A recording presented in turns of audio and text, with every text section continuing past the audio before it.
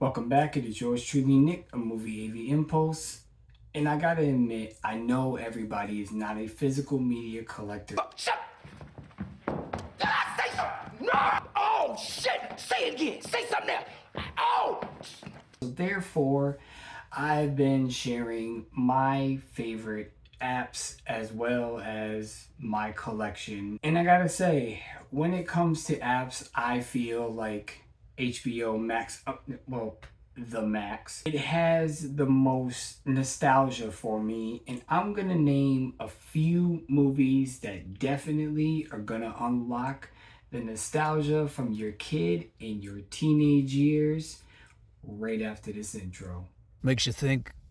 Makes you think, what's the channel about? What's this really about? It's about teaching life lessons, teaching the youth. It's about top fives, movie reviews. That's what makes you who you are, makes you what you are. There's no rules in this game. There's no parameters. Just truth. So, 2-3 weeks from now, you're gonna wish you subscribed. 2-3 weeks from now, you're gonna be looking for Movie AV Impulse. Okay, I'm reloaded. Let's go. Now, this is in no particular order. I just want to name a couple of movies that you can catch on Max before they leave. And it's just some really great movies. I mean, I'm going to leave out obvious ones like Coming to America or The Golden Child and all of the Batman movies they have on there, cartoon Batman movies, all the DC stuff. We're going to leave that out of there. But what I am going to get into is movies like The Never Ending Story. Who did not want a white flying dog? Well, at least that's what I thought he was. Now, this is a movie that's not talked about a lot, but I loved it when I was a teenager.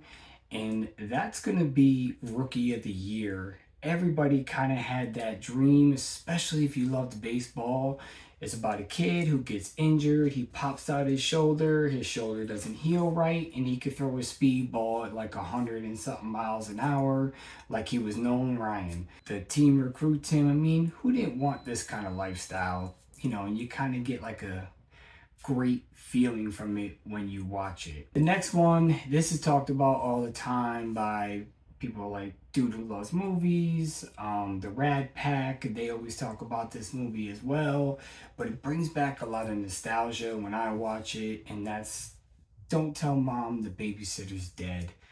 Everybody loved this movie that I know of, and it was just one of those movies where it was just fun, and you see everybody getting into this mischief. Christina Applegate has to turn everything around. It's just a great movie. Another one, The Naked Gun. Actually, I loved all three of them. The Naked Gun 2.5 and The Naked Gun 33 1/3. Those are all on the Max app, and they're just all funny and they still hold up. I recently just watched the first one and it still holds up. It's still hilariously funny. Are there things in there that you probably can't get away with today? Absolutely, because everybody's so sensitive and soft. But it's just funny to know that these comedies existed before we got to the spot that we're at now, where everybody has to tiptoe with their comedies. It's just so bad. I just wish that we can let directors be directors and actually let them tell the story the way they want to without having so much criticism all the time. It's just so blah. Another one, and whether you like to admit it or not, come here. You know you watched this when you was a teenager or a young boy. And that's going to be Teen Witch. Man, I loved Teen Witch, especially the girl. She was so hot. You can't tell me that she wasn't, and every guy had a crush on her. And here's another one you probably don't like to admit, but you probably watched it a lot of times. And I mean, it's not better than Matilda. I would still put Matilda before this movie, but Harriet the Spy. Harriet the Spy, 11-year-old wanted to be a spy. It was just one of those fun, adventurous movies that when you were a kid, it just kind of took you away. And again, you wish that you could have been like had all the gadgets that she had and thought of. It's just a great little movie.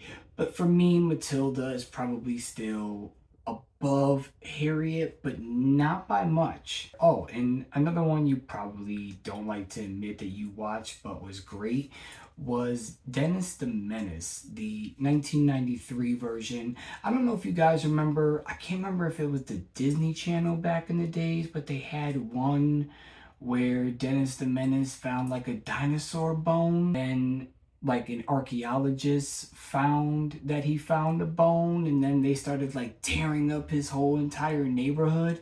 I don't know if that was a Disney movie special, but if anybody can remember that, I'll try to post something around here. But that one was actually really cool from what I can remember. But the actual movie from 1993, no comparison. I mean, Dennis the Menace was just an amazing movie. Last but not least, before I head out, this is a movie that nobody talks about, that is on Max, and if you've never seen it, I 100% need you to go and watch this if you have the Max app, and that is going to be Dutch. Ed O'Neill in this movie absolutely killed it.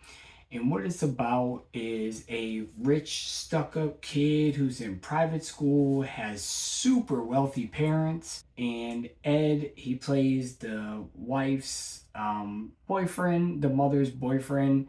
And he goes to pick him up from private school to bring him down for Thanksgiving to the mom's house. And the kid doesn't want to go. And they just collide heads the entire time.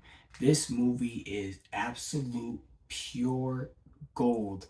But anyways, those are just a couple of movies that are on the Max app that you definitely gotta check out before they leave, and just unlock that little bit of nostalgia, that little bit of happiness and innocence that lives in you can be unlocked simply by watching a movie. Anyways, this has been yours truly, Nick, a Movie AV Impulse, and I will see you on Friday with another short, and Sunday, a very, very special genre of again, so I can't wait to talk about it. Anyways, see you soon. Peace.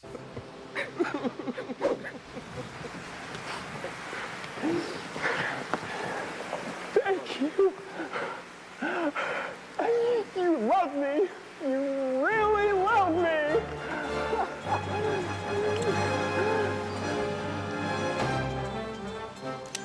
You're not going anywhere.